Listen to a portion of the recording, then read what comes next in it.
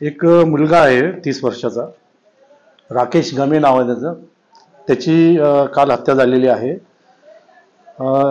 आरोपी मनोज राजूरकर आणि त्याचे वडील एकनाथ राजूरकर हे दोन आम्ही अटक केलेले आहेत. मनोज राजूरकर आणि राकेश गमे हे म्हणजे मृतक हे दोघेही मित्र आहेत आणि नेहमी ते याच्या घरी दारू दारू प्यायला जायचे, म्हणजे प्यायला बसायचे.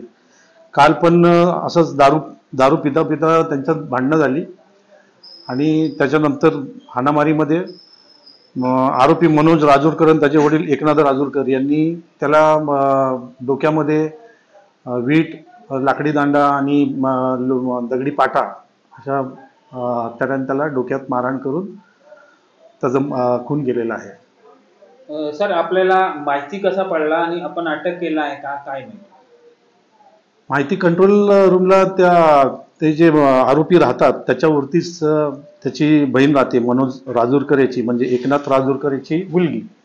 तिने ते सगळा प्रकार बघून तात्काळ कंट्रोल रूमला फोन केला आणि कंट्रोलने मग कामाला कळवल्यावर आम्ही जाऊन घटनास्थळी गेलो आणि आरोपीला ताब्यात घेतलेला आहे. दोन्ही आरोपींना ताब्यात घेतलेलं आहे. सर, हे जे आरोपी आहे काय काम न करायचं आणि जे मय्यत आहे काय काम न करायचं, काय नाही?